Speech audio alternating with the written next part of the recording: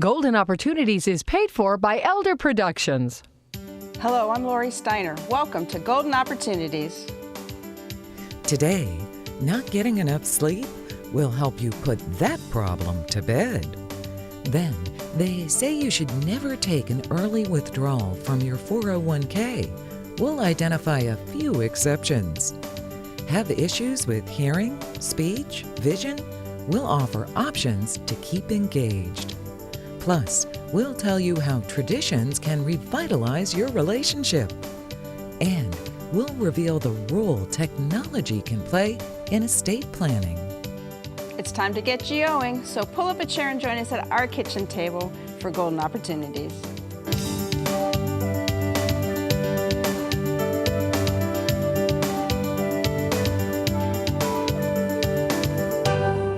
There's nothing like a good night's sleep, but there's a doozy of evidence that says most of us aren't doing enough dozing. Dr. Roy Buczynski has joined us in the UH Broadcast Center with 10 tips to help you get your 40 winks. Dr. Buczynski is the Chief Wellness Officer at University Hospital. So welcome back to the show. Thank you very much. Nice to be here. Good to have you. Thank you. Now, we know we don't have a lot of energy when we don't get enough sleep, but should we be worried about anything else with non-sleeping nights? If you're not getting the 6 to 8 hours of sleep per night, not only are you going to feel more grumpy, irritable, feel that you really can't focus or concentrate, more concerning are the long-term consequences such as obesity, diabetes, Alzheimer's dementia, anxiety, and even depression. Oh boy, so it's really important. It really is, from a short-term, but obviously from a long-term aspect as well. All right, so let's get going on the list to help us get to sleep. So number one? Yeah, first of all, stick to a schedule. So make sure that you go to bed at the same time and wake up the next morning at the same time. And this actually applies to the weekends as well. So just keep a schedule and make sure that it's consistent. And so tips 2, 3, and 4 kind of go together, right? Correct. So tip 2 is use the bedroom only for sleep and sex. Studies have shown that good sleep is good for sex, and good sex is good for sleep. So that's a nice combination. Yes, it is. Tip 3 is make sure that the environment that you're sleeping in is one that is optimal for your body's comfort. For example, make sure the room is cool enough. Make sure that it's dark, and make sure that it's quiet.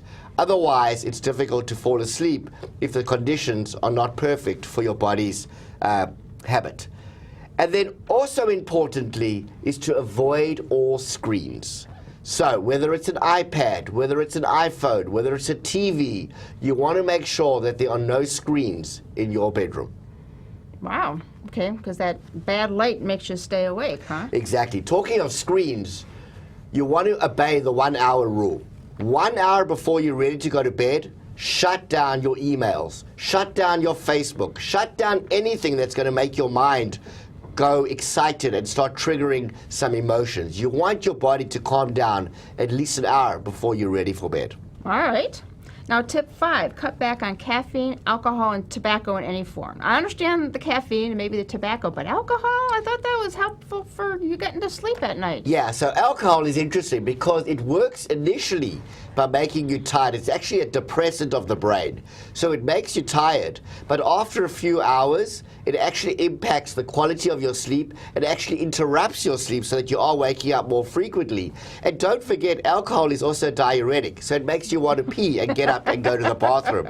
So not a good idea to drink alcohol if you're planning to have a good night's sleep. Oh, darn. All right. Tip 6 is stay active, but not too close to bedtime. You got it. You want to exercise probably about 4 hours or more before going to bed, because when you exercise, you're causing an increase in your epinephrine, adrenaline, all these things that are anti-sleeping. You really want to exercise and give your body enough time to calm down so that you are ready for sleep a good few hours later. Okay, and tip 7 is no cat naps, really? Interesting. Cat naps less than 30 minutes have actually been found to be somewhat advantageous. The problem is that many people sleep for more than that 30 minutes, and they'll go much longer, and that can impact your total quality and quantity of sleep later on at night. All right, so what after all of those things, what if you still can't sleep? Well, I like to say that if you can't fall asleep within 20 minutes, if you're still tossing and turning within 20 minutes, then it's time for you to start doing what I call the 4-7-8 rule. What is that? You count to 4, 1, 2, 3, 4, then take a nice deep breath, counting to 7, and then you exhale, counting to 8. You do that a few times, and what it does is it basically relaxes the brain, causes an increase in the soothing hormones that allow your body to relax and hopefully fall asleep. It does work. You've got to just keep trying it. It's sort of like the old counting sheep. Now we count 4, 7, 8. Okay. And last 2 tips quickly, if you just can't, nothing else is going to work, maybe medical help? Yeah, so I like to recommend natural supplements such as either root of valerian or passion flower or melatonin that are all over the counter and help your body either relax or calm down before going to bed. And then I like to prescribe apps rather than prescription medications. So the apps that are known are either Headspace or Calm or Will that again allow you to relax, do some deep breathing and calm the mind and body down. All right, as always, good tips. Snoozing is soothing for your mind, body, and soul. So follow Dr. Buczynski's tips to simply and safely fall asleep. My thanks to Dr. Buczynski for such eye-opening information. Thank you. For more information, call the Center for Lifelong Health at University Hospitals at 844-312-LIFE. That's 5433. Or visit www.uhhospitals.org/lifelonghealth. Next, looking at the numbers. But first, there are 4 capital cities in our country that start with the same letter as their state. Can you name these heads of state that lettered in alliteration? We'll spell out the answers when we return. Right now, the trusted experts of University Hospital's Seidman Cancer Center and the most advanced cancer-fighting technologies are in 17 community locations. That's leading-edge care, where you're most comfortable. That's UH Seidman Cancer Center. Right now, proton therapy, a revolutionary treatment for many types of cancer, is available for the first time in Ohio, and only at University Hospital's Seidman Cancer Center. That's the future of cancer care. That's UH Seidman Cancer Center. The capitals with letters that are like their states are Dover, Delaware, Indianapolis, Indiana, Oklahoma City, Oklahoma, and Honolulu, Hawaii. Some rules are made to be broken, but only if you know what the end result will be. Jim Lineweaver is here to share how breaking one financial rule could help or hurt you. Jim is a certified financial planner professional with the Lineweaver Financial Group. So welcome back to the show. Good to see you again. So what rule are we talking about? Well, this is a rule on 401ks and retirement plans. So what happens is things have evolved over time. And what a lot of plans allow you to do now is what's called an in-service non-hardship withdrawal. So, but you usually have to reach a certain age, which is 59 and a half. Now, if you took a withdrawal out before then, you know, you're going to have to pay taxes and you're going to get smacked with a 10% penalty. But if you do it after 59 and a half, sometimes it can make sense. So you can still work there, still take a withdrawal. You just got to make sure you do it the right way, and you got to be careful how you do it. Okay, so what's the right way? Well, with these, what ends up happening is that, you know, if you're going to just take a withdrawal for, you know, because you got a midlife crisis or something, you're going to go buy a car or a boat or something like that, that doesn't make sense because you're really cannibalizing your retirement plan. However, if you're willing to, you know, saying, hey, I have this 401k, I have restricted options, I can only invest in about 20 different things, why don't I try to take a look and see if there's something else that I could do with that money? So you can actually roll it over to a self-directed IRA, and then you could have a freedom of maybe putting individual stocks in there, individual bonds, because one way to get rid of a rise in interest rate as opposed to buying a bond fund would be ladder individual bonds so that it just goes to the maturity and you can exercise them, get rid of all the interest rate risk to a certain extent. So in any event, you have a lot more freedom, a lot more flexibility, and it allows you to do it and really can be done with no major taxes involved too. Okay, so no taxes at all? No, so what ends up happening is you're going to transfer from custodian to custodian. So you can't touch the money or you're going to get hit with taxes. But if it goes custodian, custodian, the paperwork's filled out correctly, there won't be any taxes to shift over.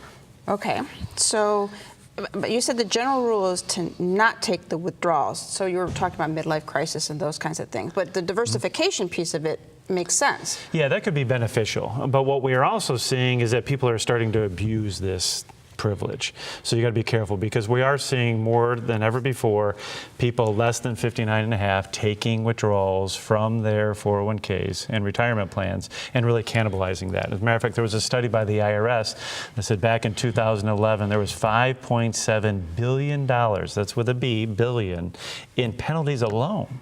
So that means Americans withdrew over $57 billion from their 401ks and retirement plans prematurely. That's a no-no. They're going to really derail their retirement. Yeah, doesn't sound like a good idea. Aren't people planning ahead the correct way? They should be, yes, exactly. So that's why, if it's done correctly, you can give yourself a lot more freedom, a lot more flexibility, have a lot more specialty plays than you could in a standard 401k, and really make sure that that 401k, because you're going to be so close to retirement after 59 and a half anyhow, really get that retirement plan geared for a successful retirement for you. Okay, and you've got more help for our viewers, right? We do, because when you're dealing with this, we have an education program coming up, because you want to coordinate all the financial, tax, legal, and insurance when it comes to these things. So our last one is going to be this next Tuesday in Beechwood at Hyde Park Grill, and it's filling up fast. So the last ones we had all got kind of filled up, and we had to have a waiting list. So if your viewers would like to come, there is no charge, but they would need to call us soon.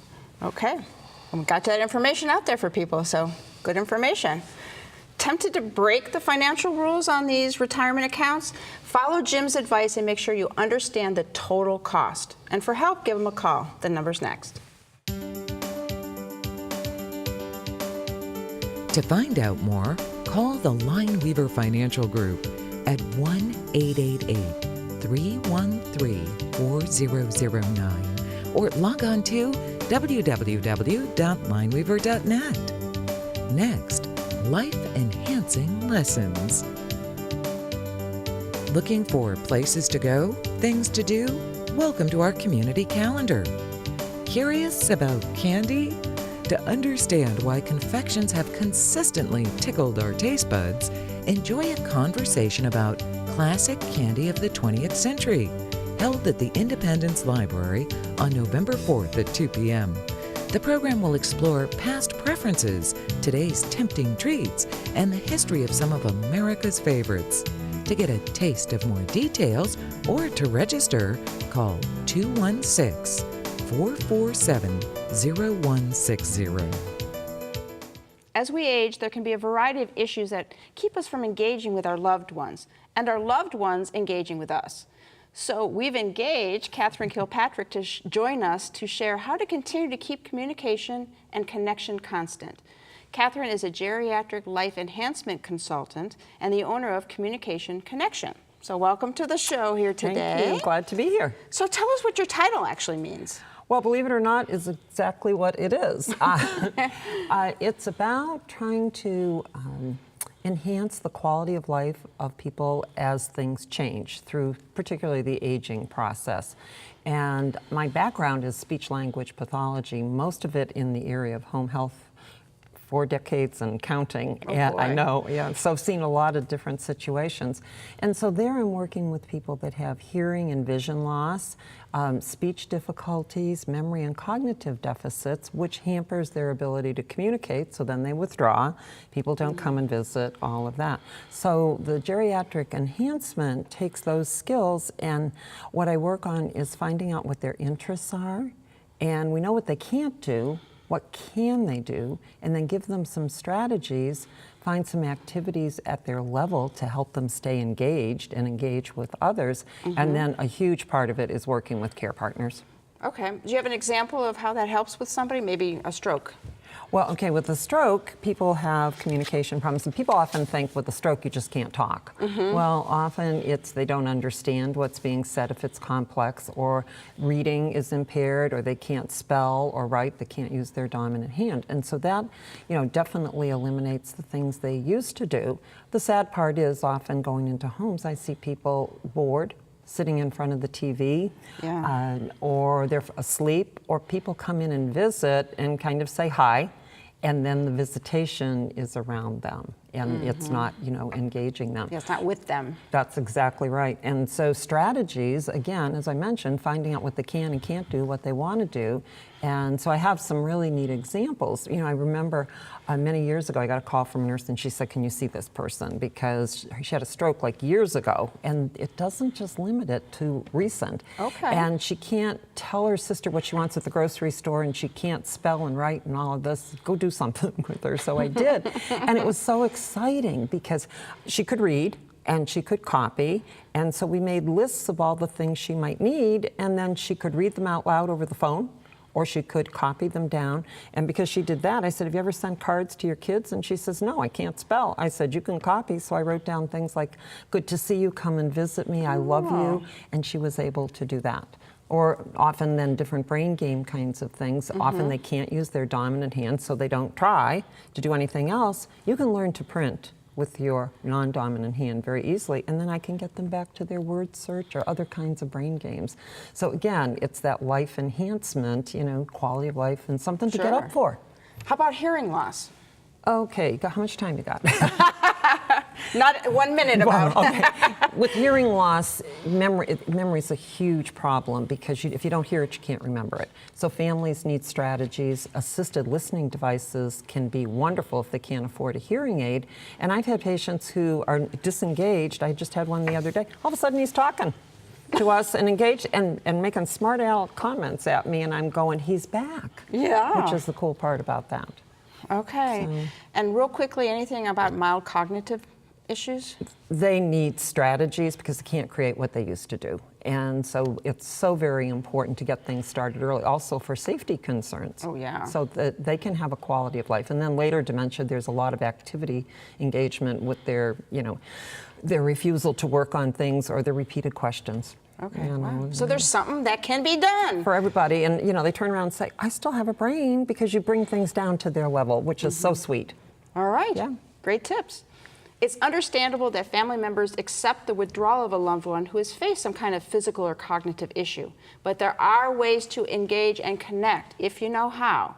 Consider a referral to a speech-language pathologist, since these are their areas of expertise. Also, check out Catherine's blogs on her website, or for a consultation, give Catherine a call. Her number's next.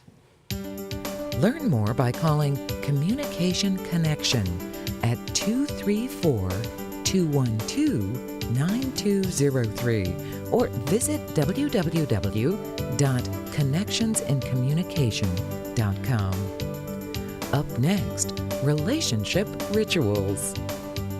It's time to get up and go, an exercise segment on golden opportunities.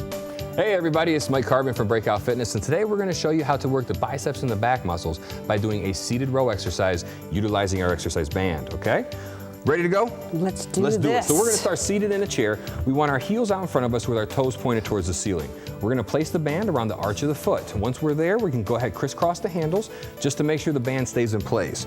Make sure you maintain a good posture. Pull your fists into your chest and squeeze your shoulder blades.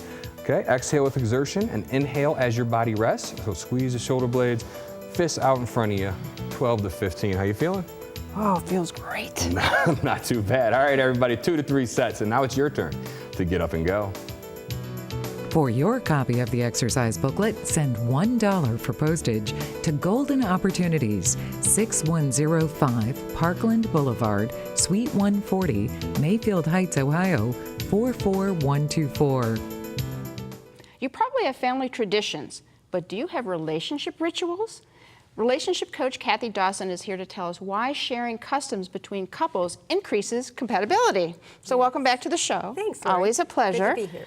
So what do you mean by relationship rituals? These are things that you do between you and your mate that you wouldn't do with a neighbor, you wouldn't do with a friend, a family member. This is something that's a little bit of a habit that you do that really makes your relationship just a bit more sacred than the ordinary day-to-day stuff. Okay, can you give us some examples? Sure. Now, you may not think that this would be a relationship ritual, but my husband and I walk our dog Rosie every morning. And when Dick says, oh, you don't have, I'll just, and I'll say, nope, it's become a habit for us. You know what happens? We walk Rosie, we talk. I mean, it's early in the morning, it's quiet, it's become like a ritual for us, and we really look forward to it. Another thing that's an example is sometimes couples have code words that they use, that they know what they mean. Nobody else in the room would know what it means. I have a cute example. I have a couple who, when the husband sometimes gets home, he's decompressing and he paces back and forth and it drives the wife nuts, okay? So she'll say the word pumpernickel, just neutrally, not pumpernickel, you know, she'll just say pumpernickel, and he knows what that means. Nobody else in the room knows what it means, but that's their little code. So that kind of thing. Another thing might be, oh, at the end of the day, you give each other what's called a 10-second kiss. You know how we get in the habit of doing what I called cardboard kiss? You Peck know, on the cheek, yeah. Yeah, or even on the mouth, but just really quick. Yeah. Well, a 10-second kiss isn't that, right? And it Definitely not. and you can get in the habit of doing that, and then you learn to look forward to that kind of thing. Yeah, so those are all examples. How about if you're at a party, but you're not really together, but you really came together? Oh, that's another one I want to mention. Yes, so there's this thing sometimes I've learned people do is they do a party pact. And what that means is when you're at the party, you make a pact that 3 times you will initiate a touch. You know, just a small kind of thing on the shoulder, the arm, a squeeze of the hand. And that way at the end of the night, you don't feel like you haven't seen each other the whole time. So that's something that's just between the two of you that nobody else has to be in on, you know. It's a little ritual. Yeah. Now, once you start one of these rituals, do you just keep on doing it forever? No, you don't have to. It's not like it's etched in stone. You can switch it up. I mean, you can use a different code name. You don't have to use a code name. You don't have to be walking your dog. Dick and I also had this other ritual where for a year and a half, we would get up after walking Rosie, we would go down the basement and play ping pong every single morning for a year and a half. I beat him every single morning. So did Dick initiate the change in that ritual? Pretty much, yeah. After that, we said, oh, I give this a break, right? So you don't have to do it all the time for the rest of your life. But do something, you know, that's just yours, that makes your relationship sacred a little bit. So the important thing is to have some kind of relationship ritual. Something. It doesn't have to be the same all the time, but you have to just do something, just to connect, right? It's a tradition, something just you and the other person do. Okay. Yeah. So how about a quote you have? Oh, I love this quote. So it's by this guy named Frederick Matthew Alexander. He was an Australian doctor who did a lot of research around habits. And the quote is, people do not decide their futures. They decide their habits, and their habits decide their futures. Well, there's something to that. Yeah. Yes, there is. Yeah, so that can impact your eating. It can impact, your relationship, whatever it is. All right. So, as always, great information. Thanks, Lori. Good to be here. Keeping close as a couple is easier with just a few relationship rituals, and Kathy offers some easy-to-do examples. For more help with relationship habits, give Kathy a call. Her number's next. Find out more by calling relationship coach Kathy Dawson at 216-536-8964 or click to www.kathythecoach.com. Next, tech support. What do Trump administration initiatives mean if you have $500,000 or more in liquid assets? They mean complex challenges and exceptional opportunities. Hi, I'm Jim Lineweaver, president of Lineweaver Wealth Advisors. To learn more about these challenges and opportunities, we've organized a panel of financial, tax, and legal experts with over 30 years' experience. Please join us for dinner at the award-winning Hyde Park Prime Steakhouse. Dates and times are on your screen. Call today. Complimentary dinner seating is limited. There are certain laws with regard to estate planning that are essential to successful management of your assets and your life choices. Attorneys will always be necessary to help folks implement viable planning. However, as the world becomes increasingly technological, your planning may also need to adapt. Here to help us move into the future is my law partner, Mike Solomon. So, hey there, Mike. So, isn't estate planning really the exclusive realm of attorneys? Yes, so we're done. No, okay. So, attorneys, you need attorneys. You should have attorneys for wills and healthcare powers, financial powers, trust, anything that might get, estate planning can be complicated, and you want to make sure you have someone who knows what they're doing to help you through the steps. But, you can use technology nowadays to help supplement the estate planning. Okay, well, how would that work? Well, there's a website, it's on the screen, it's called Everplans. It's www.everplans.com. And what this is, for an annual fee, you can use this website to store, digitally secure information. So you can store, your end-of-life plan, contact people, bank account information, your actual estate planning documents. You can log that onto the website. Things about bills that are due or paying, so that someone, if you pass away, they can fairly quickly see what your situation is, know who to contact, what your documents say. So it's a good idea. Can they get on anytime, or is it only if you give them the right? Well, you have to give them, not anybody. Obviously you have to give them the information so they can log onto the site, but then it's available 24/7. Okay, and that's good from a kind of a financial, business, legal point of view, but is there anything that help you out on a more personal level with your family? Well, yes. There's another website. It's endorsed by ARP. It's called www.safebeyond.com, and this is more for the touchy-feely sort of stuff. So if you want to, again, you have to pay a fee for this, but you can record messages, or information or pictures or things about yourself that you want to pass on to the next generation. You can even have it send messages after you pass away, notices, birthday notices, things like that, maybe yelling at the person after you passed away. Get a job. That's right. And you can also have it make a post to Facebook and all the other social media thing, Twitter and LinkedIn, like a farewell message. So you have all that information, and you can also put other personal information, account information, so they can also figure out what's going on with you. Oh, that sounds great, but are these secure? Well, nothing's secure nowadays. I mean, just a month ago, one of the big credit sites was hacked. 143 million people were hacked. So it's as secure as possible, but nothing is 100% secure. Okay, but it sounds like an interesting thing to check out. Thanks to Mike for opening up a whole new world of estate planning options to explore. Nothing will replace the need for an attorney, but you can make your life more about than just your will and trust, and help your family after your death. For more information, see the Aging Answers supplement in the latest issue of Northeast Ohio Parent Magazine, available for free everywhere. Or contact my partner, the irreplaceable Mike, at the number coming up next.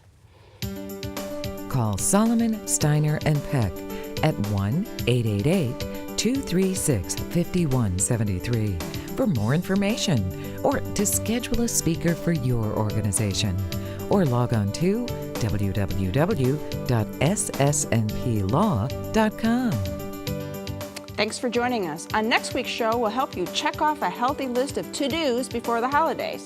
Then you keep making a detour when trying to talk to your parents about driving. We'll help you get it in gear. And AARP provides so much information, we'll focus on just a few areas. Until then, please make the most of your golden opportunities. If you'd like to join our kitchen conversation, visit our website, www.goldenopportunities.tv. Like us on Facebook. Call us at 440-742-GO-TV or email us at kitchen@goldenopportunities.tv. We'd love to hear from you.